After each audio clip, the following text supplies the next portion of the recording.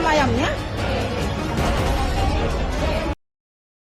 Program makan bergizi gratis yang menjadi program unggulan Presiden Prabowo Subianto menuai sorotan publik. Kini ada beragam masalah yang dirasakan para penerima manfaatnya. Tentu ke depan jangan ada lagi cerita soal adanya indikasi di mana proses pembayaran yang bermasalah, di mana mitra dapur sebagai penyedia untuk makan bergizi gratis, itu proses pembayarannya memang harus clear dan tidak ada indikasi-indikasi ataupun anasir-anasir yang dikhawatirkan itu juga akan terjadi penyelewengan pendanaan. Tentu negara dengan anggaran yang cukup fantastis. Bismillahirrahmanirrahim. Assalamualaikum warahmatullahi wabarakatuh. Kali ini saya mau bicara tentang sejumlah persoalan yang saya kira cukup serius terkait dengan program makan bergizi gratis yang saya kira sudah dicanangkan oleh pemerintah sejak Januari 2025 yang lalu. Ada dua persoalan yang saya kira cukup krusial dan mendapatkan perhatian yang cukup serius dari publik. Pertama tentu yang ada indikasi penggelapan dana terkait dengan proses pembayaran yang bermasalah, yaitu soal mitra dapur penyedia makan bergizi gratis yang merasa tidak dibayar, sehingga ini memantik respon dari penegak hukum termasuk juga Presiden Republik Indonesia. Nah, yang kedua tentu adalah persoalan keracunan makanan akibat program makan bergizi gratis yang saya kira sudah terjadi di berbagai tempat. Bahkan sepanjang tahun 2025 ada sekitar 6 wilayah yang terindikasi keracunan efek dari mengkonsumsi makanan yang dipersiapkan untuk memenuhi program bergizi gratis nasional ini. Oleh karena itu, kalau kita mau cek satu persatu, misalnya pertama, tentu ke depan jangan ada lagi cerita soal adanya indikasi di mana proses pembayaran yang bermasalah, di mana mitra dapur sebagai penyedia untuk makan bergizi gratis, itu proses pembayarannya memang harus clear dan tidak ada indikasi-indikasi ataupun anasir-anasir yang dikhawatirkan itu juga akan terjadi penyelewengan pendanaan. Tentu negara dengan anggaran yang cukup fantastis. Konon katanya di tahun 2025 ini sudah disediakan sekitar 71 triliun untuk memenuhi begitu banyak kebutuhan-kebutuhan dalam proses realisasi makan bergizi gratis secara nasional. Tentu publik tidak mau duit rakyat kemudian ada efisiensi terjadi di mana-mana hanya untuk memenuhi makan bergizi gratis. Ini dikhawatirkan terjadi kebocoran di mana-mana, terjadi penggelapan di mana-mana dan bermasalah. Oleh karena itu, publik berharap ada penindakan yang cukup serius dan tuntas yang bisa dilakukan oleh penegak hukum supaya persoalan semacam ini tidak terulang dan seperti komitmen Presiden Republik Indonesia Prabowo Subianto, jangan ada satu sen pun duit rakyat, duit negara yang itu diperuntukkan untuk kepentingan-kepentingan mereka yang tidak sesuai dengan kaidah-kaidah hukum ataupun diselewengkan. Oleh karena itu, tidak ada lagi cerita misalnya, di tengah begitu banyak sorotan terkait dengan program makan bergizi gratis, persoalan pendanaan ini jangan lagi terulang seperti yang terjadi di Kalibata beberapa waktu yang lalu. Itu yang pertama. Ini tentu untuk memberikan rasa kepercayaan yang tinggi kepada publik. Karena harus diakui kepercayaan publik terkait dengan pendanaan yang cukup luar biasa, itu dikhawatirkan hanya sebatas menjadi ladang untuk para pemburu keuntungan ekonomi dan materi untuk mengeruk keuntungan kepentingan pribadi dan untuk kelompoknya. Karena ada kecenderungan di negara kita, segala sesuatu yang terkait dengan dana besar, APBN besar, itu rentan bocor dan rentan disalahgunakan.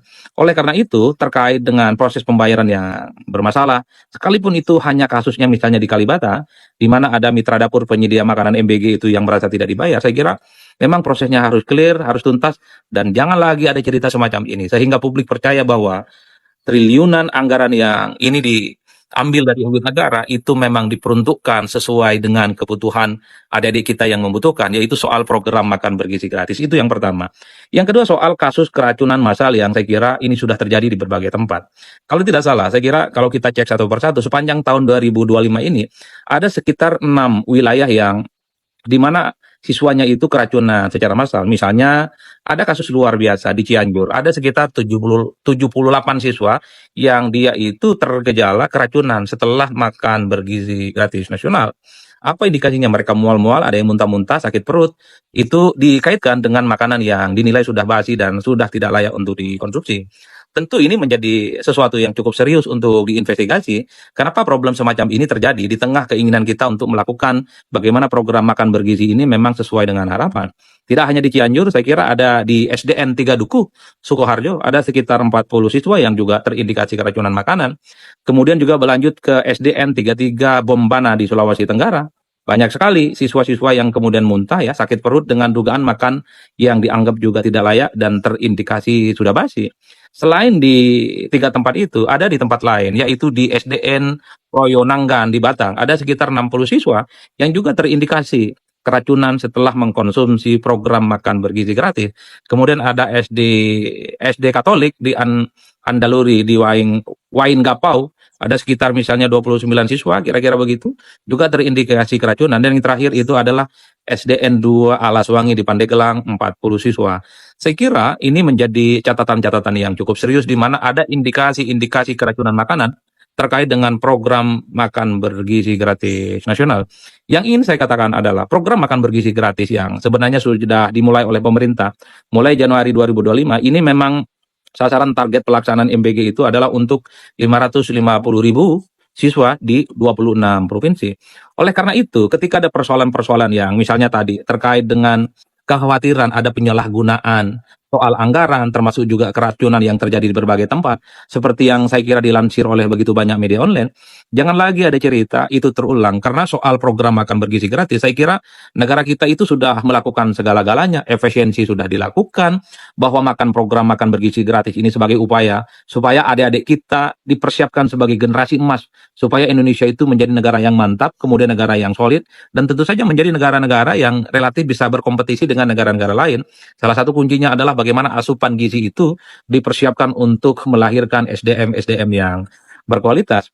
Makanya sebagai sebuah akhir dalam pembicaraan kali ini, tentu butuh evaluasi secara total. Bukankah soal program makan bergizi gratis nasional ini memang sudah diawasi oleh berbagai kalangan gitu ya, baik dari unsur TNI ataupun Polri. Saya kira dalam mata rantai pelaksanaan ini harus terlibat secara signifikan. Bagaimana pengawasan semacam ini, mulai dari hulu ke hilir, harus tuntas setuntas-tuntasnya, sehingga tidak ada persoalan-persoalan yang kemudian terulang. Begitupun dengan kawan-kawan yang ada di DPR, yang ada di parlemen, juga harus berani mulai bicara, bahwa jangan sampai program mulia pemerintah, program makan bergizi gratis, tujuannya adalah untuk meningkatkan kualitas SDM, anak-anak muda masa depan kita, itu justru ada penyelewengan yang kemudian tidak bisa dipertanggungjawabkan.